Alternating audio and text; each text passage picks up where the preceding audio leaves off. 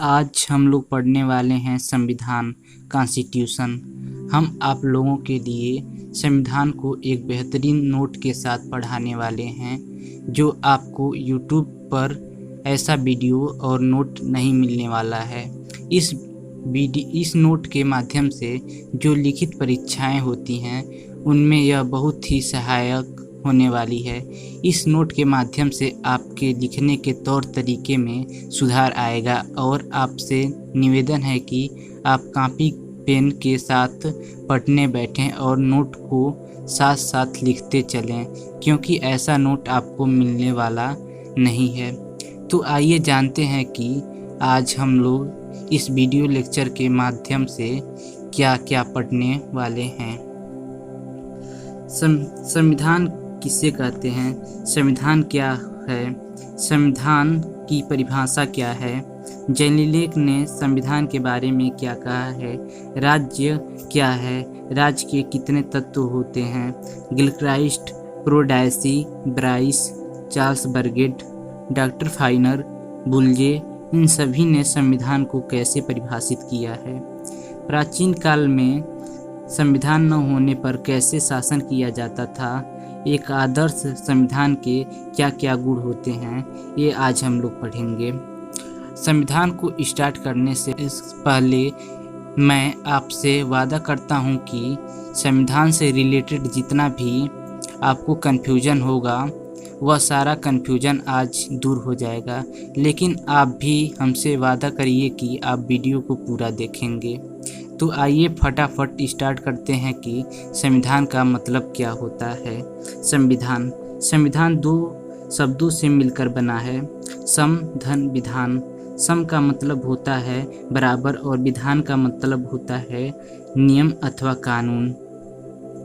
अर्थात हम कह सकते हैं कि सम मतलब बराबर, विधान मतलब नियम। एक ऐसा नियम जो सभी लोगों के लिए समान हो। जैसे कोई व्यक्ति किसी का मर्डर करता है तो उसे अगर 3 साल की सज़ा होती है, तो वही मर्डर अगर राष्ट्रपति करते हैं तो उनको भी 3 साल का ही सज़ा होगा। अगर या उसे फांसी की सज़ा दी जाती हो तो राष्ट्रपति को भी फांसी का ही सज़ा दिया जाएगा। या वो आम जनता हो या राष्ट्रपति हो, दोनों के लिए समान व्यवहार किया जाएगा। अर्थात हम कह सकते हैं कि संविधान शब्द का मतलब सर्वश्रेष्ठ विधान होता है और विधान का मतलब कानून होता है। तो आइए जानते हैं कि संविधान के पुस्तक का नियम, अर्थात संविधान के जो पुस्तक में नियम लिखे हुए हैं, संविधान के परिनियम, जो संविधान के परिनियम दोबारा नियम बनाए गए हों, संविधान में संशोधन, जो संविधान में संशोधन किया गया हो, सर्वोच्च न्यायालय के निर्णय, जो सर्वोच्च न्यायालय निर्णय अपना सुनाता है, विधिक भाष्य, संविधान के अभिसमय, ये सारे संविधान के तहत ही आते हैं। संविधान की परिभाषा, अब हम लोग पढ़ेंगे संविधान की परिभाषा। मानव शरीर के संदर्भ में संविधान के अंग्रेजी पर्यायवाची शब्द कॉन्स्टिट्यूशन का प्रयोग मानव शरीर के ढांचे व बनावट के लिए किया जाता है। मानव शरीर का ढांचा कैसा, उसकी बनावट कैसे इसके लिए किया जाता है। जिस प्रकार मानव शरीर के संदर्भ में कॉन्स्टिट्यूशन का अर्थ शरीर के ढांचे व गठन से होता है, उसी प्रकार राजनीति विज्ञान में कॉन्स्टिट्यूशन का तात्पर्य राज्य के ढांचे तथा उस संगठन से होता है। अर्थात कह सकते हैं कि कॉन्स्टिट्यूशन का अर्थ शरीर के ढांचे व गठन से होता है। उसी प्रकार राजनीति विज्ञान में कॉन्स्टिट्यूशन का तात्पर्य राज्य के ढांचे, राज्य का ढांचा कैसा है और उसकी संगठन कैसी है राज्य की, इससे होता है। अब अरस्तु महोदय ने संविधान के बारे में क्या कहा है, ये जान लेते हैं। संविधान उस जीवन पद्धति का प्रतीक होता है जो किसी राज्य द्वारा अपने लिए अपनाई जाती हैं, अरस्तु महोदय ने कहे हैं। तो आइए इसे डिफाइन करते हैं। संविधान जीवन का वह मार्ग है जिसे राज्य ने अपने लिए चुना है। राज्य का रूप चाहे किसी भी प्रकार का हो, आवश्यक रूप से उसका अपना एक जीवन मार्ग अर्थात संविधान होता है। यह बात न केवल लोकतंत्रात्मक वरन निरंकुश राज्यों के संबंध में भी पूर्णतः सत्य है। एग्जाम्पल के माध्यम से जानते हैं कि फ्रांस में बुर्बो वंश का शासन। आइए जानते हैं। लोकतंत्र की स्थापना के पूर्व फ्रांस में बुर्बो वंश के निरंकुश व स्वेच्छाचारी राजाओं का शासन था। ये राजा अपनी इच्छा को ही कानून समझते थे, किंतु फ्रांस में एक संविधान था जिसका उल्लंघन शासक के द्वारा भी नहीं किया जा सकता था। जैसे कर लगाने के संबंध में स्टेटस जनरल द्वारा सीमित होती थी कि जनता पर कितना कर लगाया जाए और राजवंश के लोग सिंहासन पर कैसे बैठें, इस संबंध में भी निश्चित नियम थे। अब जेलिनेक महोदय ने संविधान के बारे में क्या कहा है ये जानते हैं। संविधानहीन राज्य की कल्पना नहीं की जा सकती। संविधान के अभाव में राज्य न होकर के एक प्रकार की अराजकता होगी। अर्थात जेलिनेक महोदय कह रहे हैं कि संविधानहीन राज्य की कल्पना नहीं की जा सकती है। जिस राज्य में संविधान ना हो उसकी कल्पना ही नहीं की जा सकती है। संविधान के अभाव में राज्य न होकर के एक प्रकार की अराजकता होगी। अब अराजकता को डिफाइन करते हैं। अराजकता क्या होता है? अराजकता का होता है कि जो राज्य का विरोध करता हो, जो राज्य का विरोध करता है उसे अराजकतावादी कहते हैं। जैसे महात्मा गांधी जी राज्य का विरोध करते थे। वह कहते थे कि राज्य होना चाहिए परंतु राज्य के पास शक्तियां नहीं होनी चाहिए। अगर ऐसा होता तो राज्य के पास सारा संविधान होता मगर वह किसी के ऊपर शासन नहीं कर पाता। ऐसे होने पे वह हमारा देश फिर से गुलाम हो सकता था। अब आइए यहाँ पे राज्य बार बार शब्द आ रहा है कि राज्य को डिफाइन करते हैं। राज्य यहाँ पे बहुत बार शब्द आ चुका।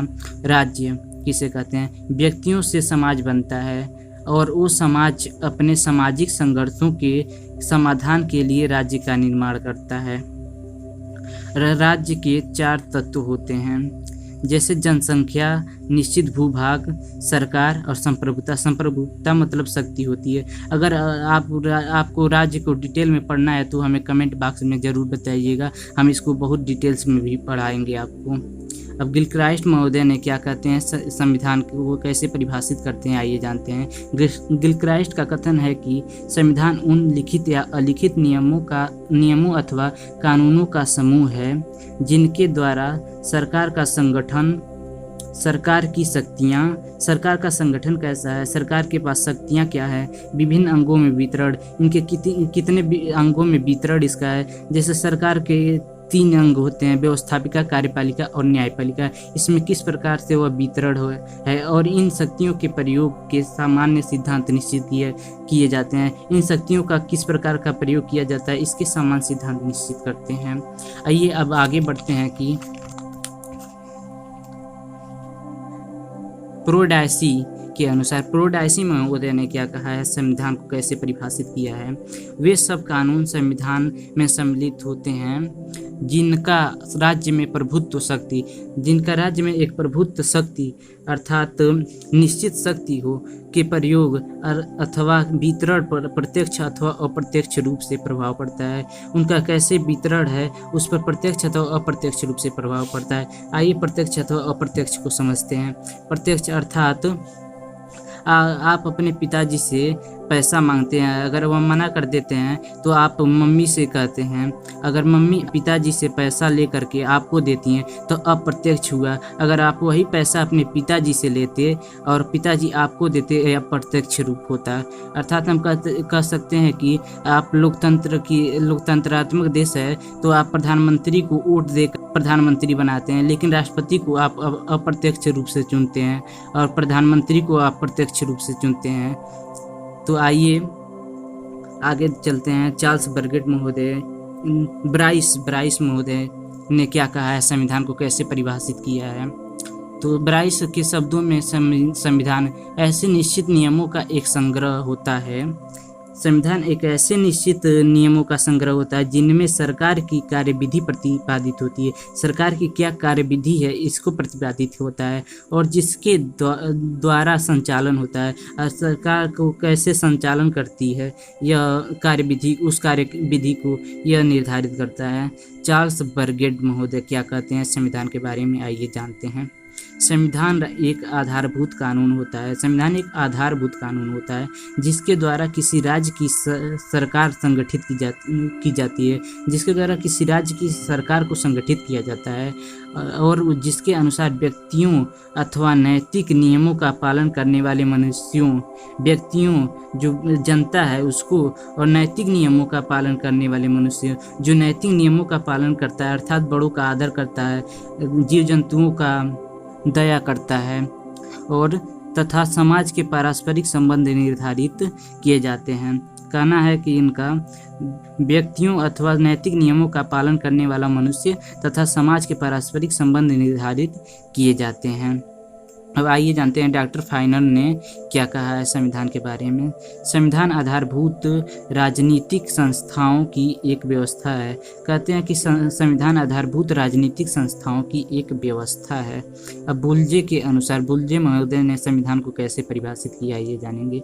उन नियमों का समूह संविधान कहलाता है जिनके अनुसार सरकार के पास क्या शक्ति है, शासित के अधिकार, सरकार जिस पे शासित करता है अर्थात शासित होने वाले जनता के ऊपर शासन करता है सरकार, और दोनों के संबंधों का समायोजन, सरकार की शक्ति और जो शासित होता है अर्थात जनता के बीच क्या संबंध है, इसका समायोजन कैसे होता है, ये बुल्जे महोदय कहते हैं। अब उपयुक्त विद्वानों द्वारा संविधान की परिभाषा को देखते हुए हम कह सकते हैं कि संविधान राज्य की आचरण का एक वह विधान होता है जिसके द्वारा व्यक्ति एवं राज्य के पारस्परिक संबंध को निश्चित किया जाता है। व्यक्ति के बीच क्या संबंध है, व्यक्ति और राज्य के बीच क्या संबंध है, इसको निश्चित किया जाता है, और जिसके द्वारा सरकार के विविध अंगों, जैसे सरकार के विविध अंग कार्यपालिका, व्यवस्थापिका और न्यायपालिका, सरकार के तीनों अंग होते हैं। इसको अंगों का स्वरूप एवं गठन, इनकी कैसी स्वरूप है और गठन, उनकी शक्ति, उनका कैसे गठन हुआ है, उनके पास क्या शक्तियां हैं, और सरकार के विविध अंगों का पारस्परिक संबंध निश्चित किया जाता है। आइए आगे बढ़ते हैं कि अतः यह कहना प्रासंगिक है कि वे संविधान जिसके तहत सारे कानून बनते हैं, वे संविधान जिसके तहत हमारे सारे लोग काम करते हैं, सुप्रीम कोर्ट काम करती है, हाई कोर्ट काम करती है, संसद काम करती है, राज्य विधानमंडल काम करती है, मुख्यमंत्री काम करते हैं, प्रधानमंत्री काम करते हैं, सब इसके तहत ही काम करते हैं और उसी के तहत हम सबको वह अधिकार मिलते हैं। तथा संविधान यह बताता है कि राज्य की संरचना कैसी है, सरकार की संरचना कैसी है, व्यवस्थापिका, कार्यपालिका और न्यायपालिका इसकी संरचना कैसी है। व्यवस्थापिका, कार्यपालिका और न्यायपालिका ये सरकार के तीनों अंग होते हैं। अगर आपको यह विस्तृत रूप से पढ़ना है तो कमेंट बॉक्स में ज़रूर बताइएगा, हम इस पर एक विस्तृत वीडियो भी बना देंगे। उपरोक्त विवेचना के आधार पर हम कह सकते हैं कि संविधान उन प्रावधानों का संग्रह है जिसके आधार पर किसी देश का शासन चलाया जाता है, अर्थात सार्वजनिक जीवन का संचालन किया जाता है। तो इसमें 3 शब्द आए हैं, प्रावधान, शासन, सार्वजनिक जीवन। तो सार्वजनिक जीवन में प्रशासन, राजनीति, कानून, शिक्षा और आर्थिक व्यवस्था आएगा। प्रशासन में आप इसको विस्तृत करना चाहते हैं तो आप इसको बहुत ही विस्तृत करके लिख सकते हैं। राजनीति, देश के राष्ट्रपति कौन होंगे, देश के प्रधानमंत्री कौन होंगे। कानून, कौन सा कानून सही है और कौन सा कानून गलत है। शिक्षा, क्या पाठ्यक्रम होना चाहिए, नई शिक्षा नीति कैसी होनी चाहिए, नई शिक्षा नीति पाठ्यक्रम, क्या पाठ्यक्रम होना चाहिए, नई शिक्षा नीति कैसी होनी चाहिए। इस पे जो हम लोगों का पाठ्यक्रम था पुराना वाला, वह अंग्रेजों द्वारा बनाया गया पाठ्यक्रम था। इस समय संशोधन किया गया है, नई शिक्षा नीति को में बदलाव लाया गया है। यह हो सके तो 2021 से लागू भी होगा। आर्थिक व्यवस्था, जीएसटी के लिए संविधान में संशोधन बनाया गया, जीएसटी के लिए जो संविधान में संशोधन बनाया गया है उसको। चलिए अब आगे बढ़ते हैं।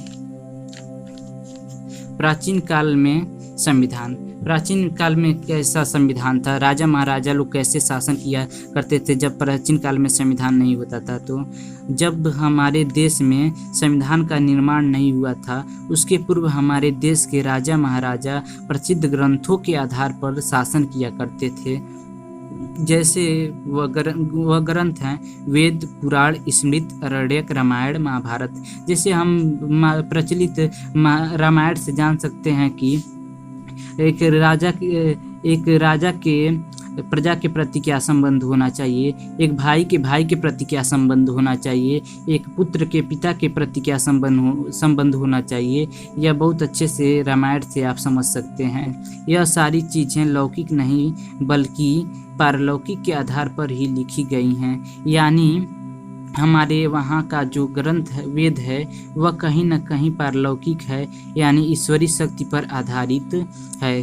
चाणक्य द्वारा लिखी गई अर्थशास्त्र की पुस्तक राजनीति पर आधारित पुस्तक है। अर्थात जो चाणक्य ने अर्थशास्त्र की पुस्तक लिखी है वह चंद्रगुप्त मौर्य के समय शासन कैसे चलाया जाता था, कैसे कर वसूल और ऐसे जनता पे कैसे शासन किया जाता था, यह अर्थशास्त्र को पढ़ने से आपको मालूम हो जाएगा चंद्रगुप्त के ज़माने का। और हम कह सकते हैं कि सम्राट अशोक थे, उनके शिलालेखों के माध्यम से हम देख सकते हैं कि वह उनके शिलालेखों से माध्यम से ये पता चलता है कि वह कहते थे कि समस्त प्रजा हमारी संतान है।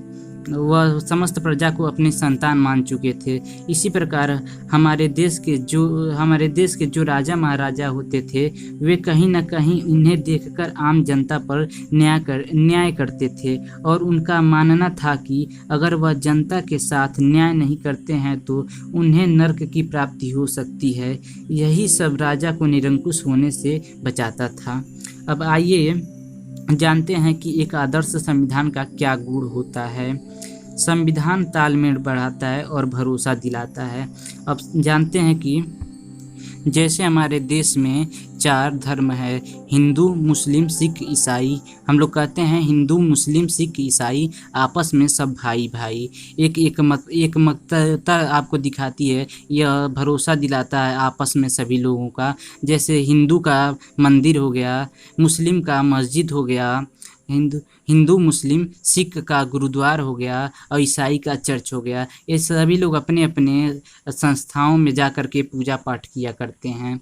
अब आगे बढ़ते हैं कि संविधान को देखेंगे। संविधान का पहला काम क्या है ये जानेंगे।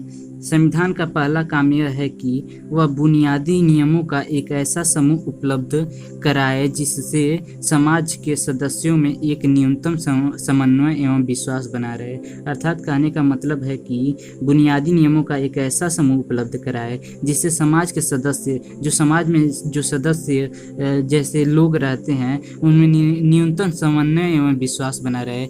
जैसे सभी एक समान होकर नियमों का पालन करें, जैसा कानून बनाया जाए जिस पे सभी लोग एक समान रूप से काम करें और कानून को सभी लोग एक समान रूप से देखें। जैसे उसमें जातिगत भेदभाव नहीं हो कि जिससे एक जाति के ऊपर दूसरा नियम रहे, दूसरे जाति के ऊपर दूसरा नियम, सभी लोग एक समान रूप से उस नियम का पालन करें। अब संविधान का दूसरा काम यह स्पष्ट करना है कि समाज में निर्णय लेने की शक्ति किसके पास होगी। अब यह कह रहा है कि समाज में निर्णय लेने की शक्ति किसके पास होगी।